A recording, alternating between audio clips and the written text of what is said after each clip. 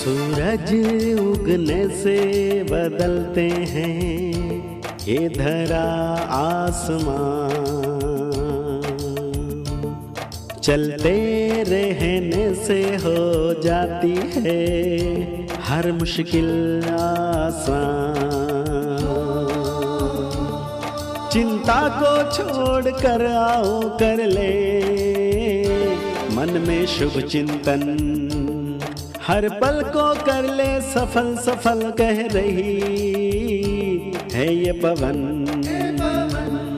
संवार ले सुधार ले कर समस्या का समाधान, संवार ले सुधार ले कर समस्या का समाधान, कर समस्या का समाधान, कर समस्या का समाधान, कर समस्या का समाधान, कर समस्या का समाधान, कर समस्या का समाधान।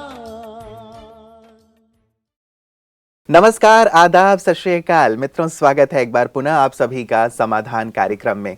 एक व्यक्ति अपने जीवन से निराश होकर जंगल में चला गया आत्महत्या करने के लिए। उसने बहुत मेहनत की थी लेकिन उसे सफलता नहीं प्राप्त हो रही थी। लोगों के साथ भी उसका व्यवहार बहुत अच्छा होता था लेकिन दूसरे उससे अच्छा व्यवहार नहीं करते थे। जीवन से पूरी तरह निराश होकर वो पहुंच गया जंगल में। वहां जाके उसने भगवान को कहा, भगवान यदि आप कोई एक कारण बता दें जिसके कारण मैं जीवित रहूं तो मैं अपने इस विचार का त्याग कर दूंगा। भगवान ने दिखाया उसे वहाँ पे, देखो दो प्रकार की झाड़ियाँ हैं यहाँ। एक झाड़ी देखो जो बहुत हरे भरे लग रहे हैं और दूसरा देखो एक बम्बू है जो बांस के पेड़ होते हैं बहुत लंबे लंबे। उन्होंने कहा कि ये जो झाड़ियाँ हैं ना सहज उग जाती हैं, लेकिन बम्बू का जो तुम विशाल पेड़ देख रहे हो जो लगभग 100 फीट ऊंचे हैं, तुम जानते हो ये कैसे पैदा हुआ है? ये दोनों ही बीज एक साथ डाले गए थे। झाड़ियाँ जल्दी निकल जाती हैं लेकिन ये जो बम्बू है इसे 5 वर्ष कम से कम लग जाते हैं, लेकिन फिर भी इसे लगातार मैं पानी देता रहा 1 साल 2 साल 3 साल 4 साल, लेकिन शायद एक आम व्यक्ति हार जाता, लेकिन मैं इसे पानी देता रहा।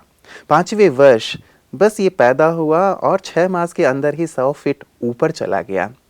ठीक वैसे ही जीवन में कई बार हम जो अच्छे कार्य करते हैं, कई बार हम मेहनत बहुत करते हैं लेकिन हमें लगता है कि असफलता ही क्यों प्राप्त होती चली जा रही है। लेकिन ये जो अच्छे कार्य हम कर रहे हैं, मेहनत कर रहे हैं, उसका फल हमें अवश्य मिलता है, ठीक उस बम्बू के पेड़ की तरह। लेकिन एक बात कही गई है हमारे यहाँ कि सब्र का फल बहुत मीठा होता है। कई बार हमें बहुत लंबा इंतज़ार ज़रूर करना पड़ता है लेकिन जब उसका फल मिलता है तो बहुत बहुत बहुत मीठा होता है। जब प्रभु ने इस प्रकार का दृश्य उसे दिखाया तो उसने अपने जीवन से निराशा का त्याग किया और पूरे उमंग उत्साह के साथ वो वापस आया और जीवन का भरपूर आनंद लेने लगा। हम लोग लंबी चर्चा कई बार कर चुके हैं मित्रों कि कई बार आत्महत्या की प्रवृत्ति व्यक्ति को बहुत ही तोड़ देती है। शायद यही बहुत सारे कारण होते हैं, लेकिन हम अपना अप्रोच यदि ठीक ठाक रखते हैं तो जीवन में फल बहुत सुंदर मिलते हैं। इसीलिए आत्महत्या का जो विचार है उसका त्याग करते हुए जीवन को बहुत खूबसूरती से जीने का विचार करें। आइए इसी सुंदर विचार के साथ आज की इस चर्चा की शुरुआत करते हैं और अभिनंदन करते हैं भ्राता जी का। भ्राता जी, आपका बहुत बहुत स्वागत है। Thank you.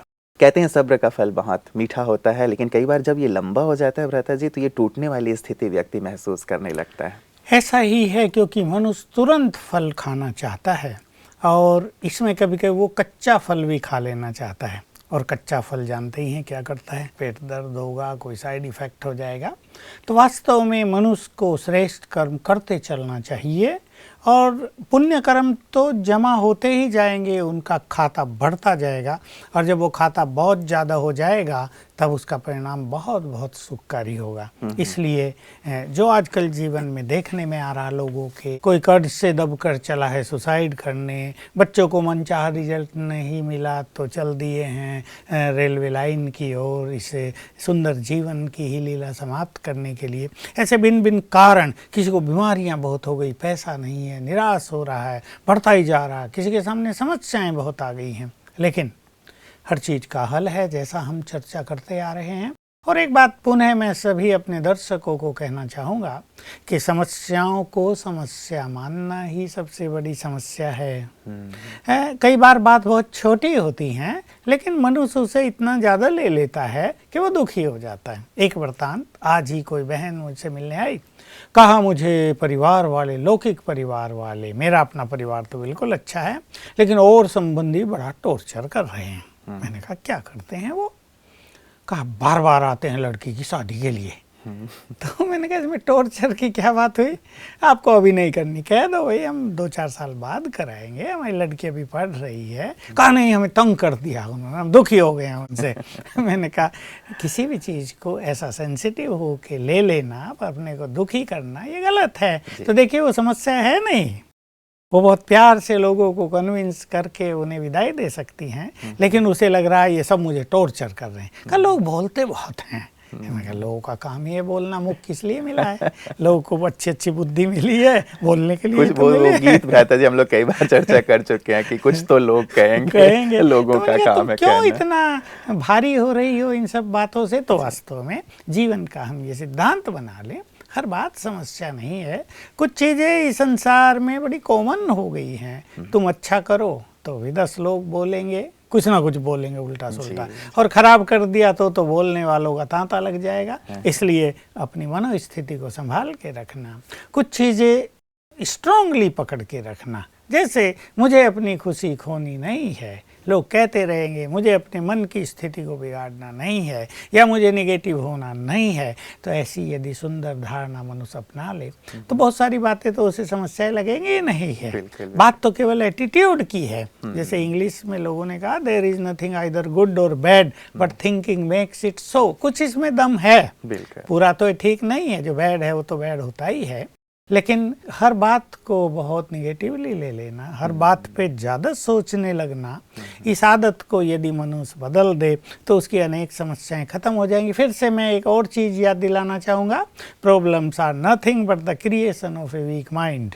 समस्याएं और कुछ नहीं हैं, लेकिन एक कमज़ोर मन की, निगेटिव मन की रचना है। तो हम अपने को बहुत पॉजिटिव करें, बातों को लाइटली लें। समस्याएं इतनी बड़ी नहीं होती जितनी बड़ी वो हमें प्रतीत होती हैं। हम पहले भी ये चर्चा करते आए हैं कि अगर समस्याओं को विवेक युक्त होकर देखा जाए तो वास्तव में वो उतनी बड़ी नहीं है जितनी बड़ी हमें प्रतीत हो रही हैं।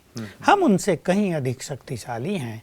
हम अपनी शक्तियों को भूल के समस्याओं के बारे में ज़्यादा चिंता करते हैं, इसलिए वो भारी लगती हैं। हम अपनी शक्तियों की स्मृति में रहें, हम कौन हैं, कौन हमारा साथ दे रहा है, तो वास्तव में समस्याएं कुछ होती नहीं। भ्राता जी अब तक हम लोग जो चर्चा करते आ रहे थे, आज आपने सारी ही चीज़ों का सार सामने रख दिया कि वास्तव में समस्याएं तो बिल्कुल छोटी ही हैं, वास्तव में बड़े हम हैं, हमारा आत्मविश्वास बड़ा है। और मुझे वो बात याद आ गई कि किसी व्यक्ति ने कहा कि समस्या तुम कितनी भी बड़ी क्यों ना हो, लेकिन तुमसे बहुत बड़ा भगवान मेरे साथ है, मेरा आत्मविश्वास मेरे साथ है, तो मैं अवश्य ही विजयी होऊंगा और तुम पराजित होगी। तो ऐसे आत्मविश्वास की शायद व्यक्ति को बहुत ज़्यादा ज़रूरत है। तो मैं अपने सभी भाई बहनों को एक सुंदर सी बात याद दिलाना चाहता हूँ। अभी शिव बाबा का आगमन हुआ, अवतरण हुआ, और उन्होंने 2 बहुत सुंदर बातें कही हैं। अब से ही हमारे सब भाई बहनें और जो भी हमारी बात सुनते हैं, देखते हैं हमें, वो आज से इस चीज़ को शुरू कर दें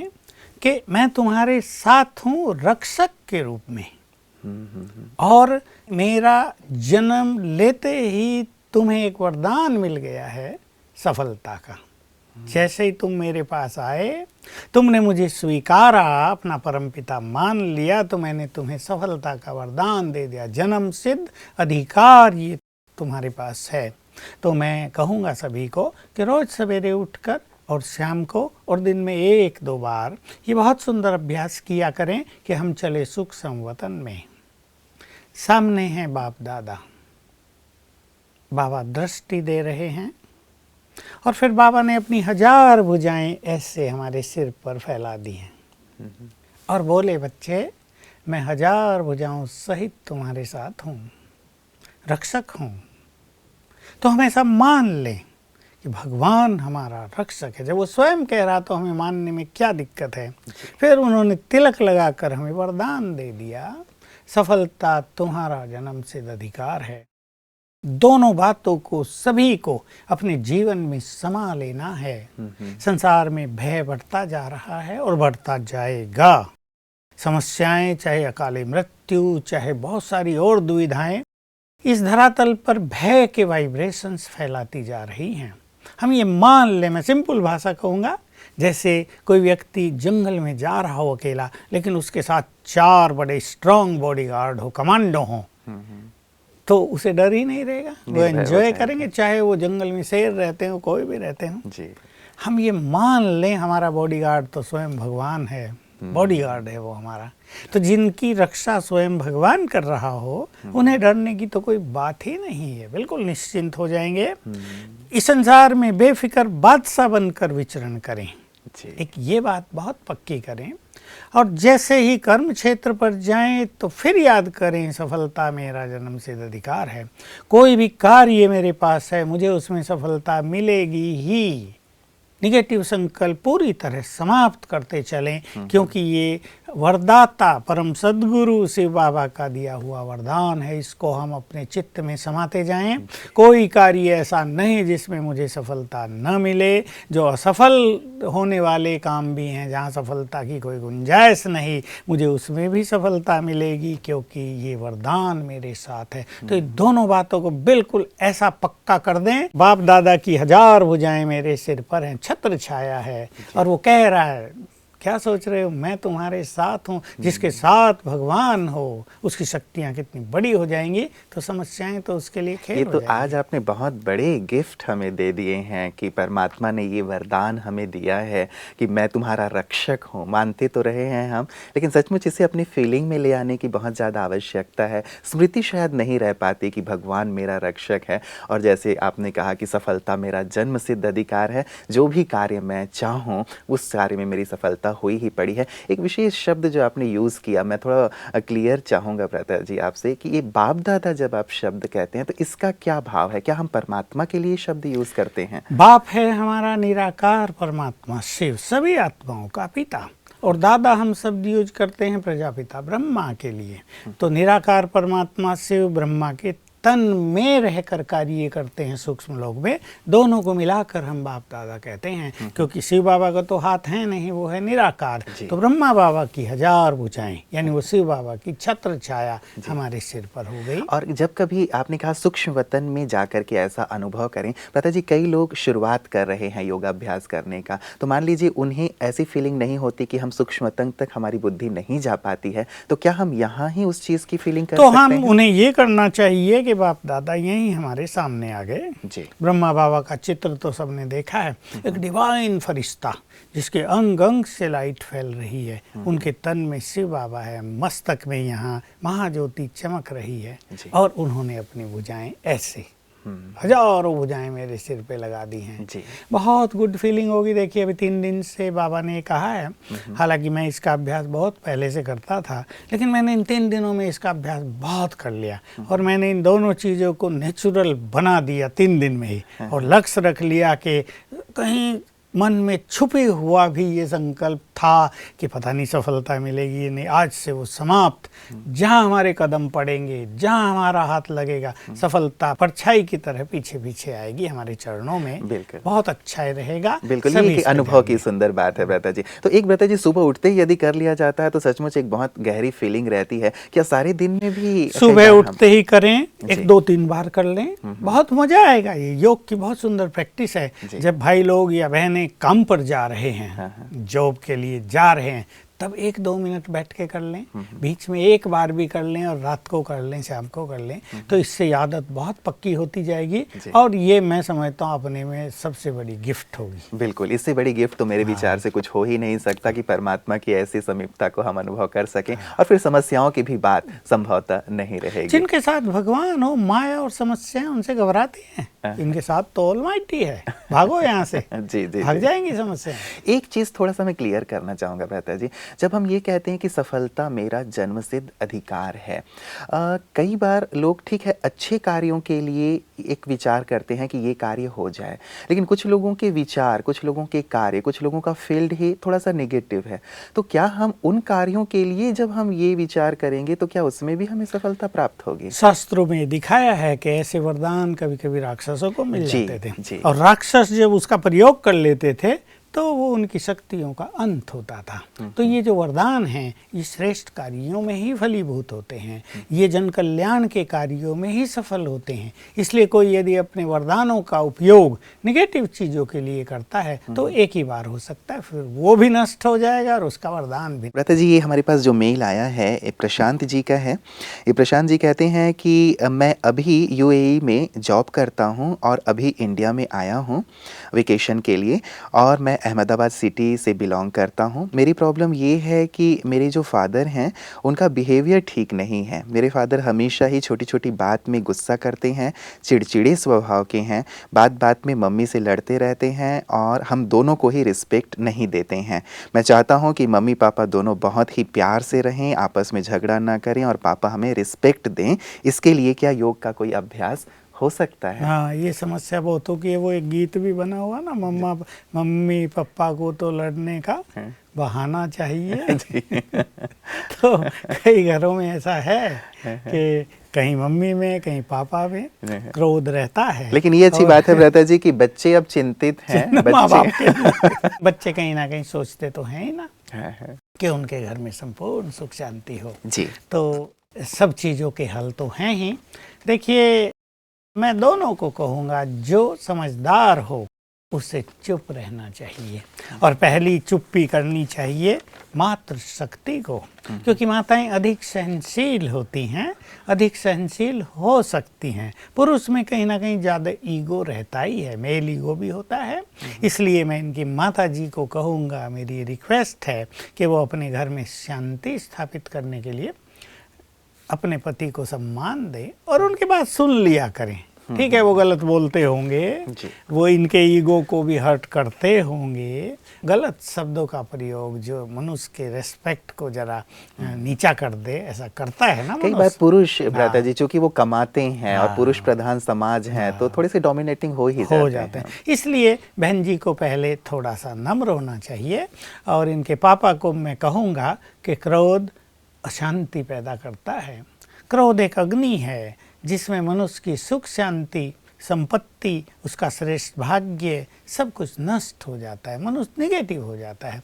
क्रोध अनेक बीमारियों को भी जन्म देता है। अधिकतर देखा जाएगा जिनको बहुत क्रोध आता है वो हाई ब्लड प्रेशर के शिकार मिलेंगे। ये हम सब जगह देख सकते हैं। इसलिए डॉक्टर पहले कहते हैं भाई क्रोध को कम करो जरा।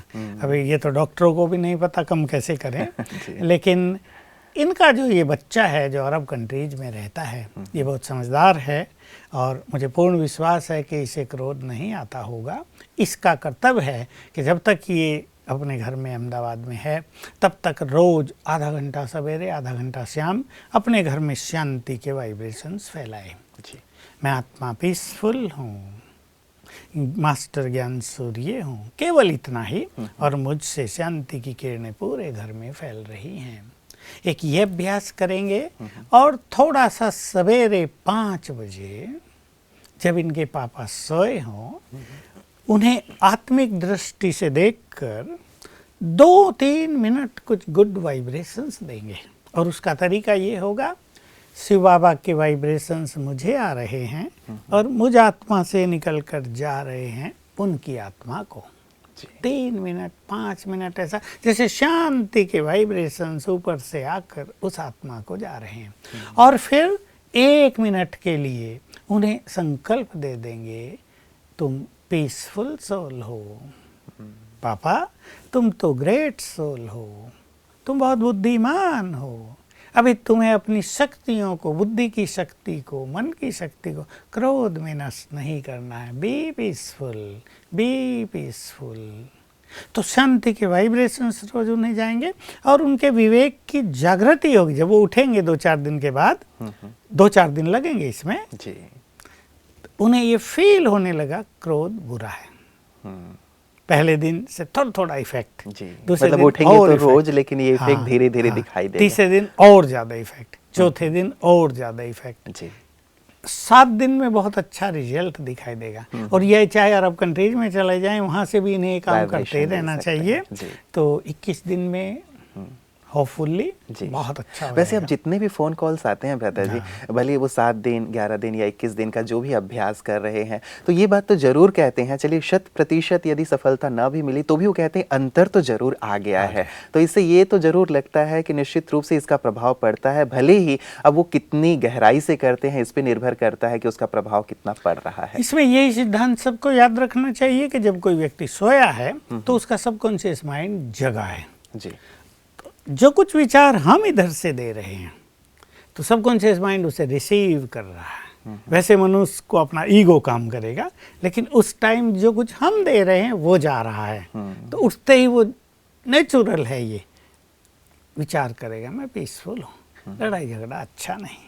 वो भी तो बेचारी शांति चाहती होगी, मैं उसको हर्ट कर रहा हूँ, ये गलत है। उसको अपनी गलती, अपने बोल की गलती, जो कुछ भी वो करता है रियलाइज होगी और ये चीज छूटेगी। बिल्कुल, ये रियलाइजेशन सबसे ज़्यादा इम्पोर्टेंट है भ्राता जी। जब तक वो ये रियलाइज नहीं कर पाता है, तब तक उसे लगता है कि नहीं, मैं राइट हूँ। संसार में यही सबसे ज्यादा हो रहा है कि कौन पहले रियलाइज करे। और जहाँ दो में, खास पति पत्नी के संबंध में, एक व्यक्ति रियलाइज नहीं कर रहा, उसकी उंगली दूसरों की ओर है, गलती तेरी है। अब पत्नी कह रही, वो भी कहेगी गलती तेरी है। ईगो एक का दूसरे के ईगो को एक्टिवेट कर देता है। जी। और एक व्यक्ति अगर झुकना सीख ले, मान लो पत्नी को ये संकल्प आने लगे, रियलाइजेशन होने लगे, मुझे चुप रहना चाहिए, गलती कहीं ना कहीं मेरी भी है, मैं ज़्यादा जवाब दे देती हूँ, मैं उनकी बात बिना सुने ही तुरंत रिएक्ट कर लेती हूँ, तो पति भी सोचने लगेगा कुछ ही 2-4 दिन के बाद ही, ये गलती मेरी भी है। एक की पावर ऑफ रियलाइजेशन दूसरे की रियलाइजेशन पावर को बढ़ा देगी। तो ये बहुत जरूरी है कि मनुष्य अपनी गलती को कन्फेस करे, स्वीकार करे। बस ये एक बुद्धिमत्ता की पहचान है। और आजकल ये हो गया कि बुद्धिमत्ता ये हो गई कि गलती दूसरे की है, वो प्रूफ करने में, प्रूव करने में लगे रहते हैं। तुमने ये किया, तुम्हारी गलती, तुम सदा ऐसे ही करती हो। तो जो भी बुद्धिमान हैं उन्हें अपनी बुद्धि का सदुपयोग इस तरह ही करना चाहिए कि नहीं, गलती मेरी कहाँ हो रही है। मान लो प्रत्यक्ष गलती दूसरे की दिखाई भी दे रही है, तो बुद्धिमान व्यक्ति हमेशा ये सोचेगा कम से कम मुझे चुप तो रहना चाहिए कुछ समय के लिए, एक बार तो चुप होके देखूं रिएक्शन क्या मिलता है, तो समस्या खत्म हो जाएगी। भ्राता जी, ये बात तो विशेष है ही। वैसे कहा जाता है कि जब तक पति पत्नी में थोड़ी सी खिटखिट भी ना हो तो भी जीवन का मजा नहीं आता, ये भी एक कहावत प्रचलित है, इस पे आप क्या कहेंगे विशेष? देखिए, प्यार की वार्तालाप होना, एक समझदारी की वार्तालाप होना, उसका अपना महत्व है। लेकिन एक क्लैश हो जाना, एक निगेटिव डिबेट हो जाना जो दूरी बढ़ा दे, वो तो किसी भी तरह उचित नहीं माना जाएगा। क्योंकि इसमें इम्पोर्टेंट बात ये होती है, अगर पति पत्नी छोटी आयु के हैं और उनके बच्चे बिल्कुल छोटे हैं, तो उन्हें जानना चाहिए कि उनके हर व्यवहार का, हर तरह के वाइब्रेशंस का इफेक्ट छोटे बच्चों पर जा रहा है। मैं ये सभी को सावधान करता हूँ कि बच्चा मान लो 1 ही साल का है और पति पत्नी झगड़ रहे हैं, और उन्हें पता नहीं, बच्चा तो सोया हुआ, लेकिन जब बच्चा सोया हुआ है, जितना वो छोटा है उसकी ग्रहण करने की शक्ति बहुत ज़्यादा है। तो इनके अशांति के वाइब्रेशंस बच्चे में जा रहे हैं। और ये देख सकते हैं कि जैसे ही वो बड़ा होगा 3-4-5 साल का, वो एग्रेसिव होगा, उसे क्रोध आएगा, और ये देन होगी माँ बाप की। इसलिए माँ बाप को ये नहीं सोचना चाहिए बच्चे क्या समझें, हम जो चाहे कर लें। उनमें किसी भी तरह की अशुद्धि होगी, किसी भी तरह की क्रिमिनलाई होगी, किसी भी तरह की गलत एक्टिविटी होगी, बोल व्यवहार गलत होंगे, उसका इफेक्ट उनके छोटे बच्चों पर गहराई से जाएगा। बच्चे जितने छोटे हैं उनकी ग्रहण शक्ति उतनी ही तेज है, ज़्यादा है। इसलिए माँ बाप को बच्चों के सुंदर भविष्य को ध्यान में रखते हुए इस बात पे बहुत ध्यान देना है कि वो बहुत अच्छे रहें, पीसफुल रहें, पॉजिटिव रहें, उनका व्यवहार विशेष रूप से बड़ा रॉयल रहे। बिल्कुल, ये बहुत सुंदर बात भ्राता जी आपने सभी परिवारों के लिए कह दी है, क्योंकि सचमुच परिवार में ही तो संस्कार मिलते हैं बच्चों को, और यदि माता पिता ही आपस में लड़ रहे हों तो बच्चों के अंदर क्या संस्कार जाएंगे, इस बात को जरूर बुद्धिमान जो हमारे माता पिता हैं उन्हें समझना ही चाहिए। आपका बहुत बहुत शुक्रिया भ्राता जी इस सुंदर प्रकाश के लिए। मित्रों, सचमुच परिवार एक ऐसा स्थान है जहाँ पे व्यक्ति सब कुछ सीखता है। यदि बच्चे को स्कूल में भी हम डालते हैं तो भी वहाँ वो 4 घंटे, 5 घंटे, 6 घंटे या 8 घंटे ज़्यादा से ज़्यादा रहेगा, लेकिन उसका ज़्यादा वक्त तो अपने परिवार में ही बीतता है। माता पिता उसके हीरो और हीरोइन हैं, उन्हें देख करके हर चीज़ वो सीखता है। अच्छी बात हो या बुरी बात हो, कैसे बैठते हैं, कैसे चलते हैं, कैसे व्यवहार करते हैं। इवन भ्राता जी ने जैसे कहा कि यदि बच्चा सोया भी हुआ है तो भी माता पिता के वाइब्रेशन भी उस पर असर जरूर डालते हैं। इसीलिए समझदार माता पिता को चाहिए कि हम अपने बच्चों को अच्छे से अच्छा संस्कार अपने व्यवहार के द्वारा दें, तभी तो हम राष्ट्र को बहुत सुंदर नागरिक दे पाएंगे, समाज को सुंदर नागरिक दे पाएंगे। ये हम सभी का कर्तव्य है। और दूसरी बात जो शुरुआत हम लोगों ने की थी उस पर भी जरूर ध्यान दीजिएगा। परमात्मा हमारे रक्षक हैं और साथ ही साथ उन्होंने सफलता जन्म सिद्ध अधिकार है, ये वरदान हमें दिया हुआ है, इसका भी अभ्यास और अनुभव अवश्य कीजिएगा। आज के लिए इतना ही, दीजिए इजाजत। नमस्कार।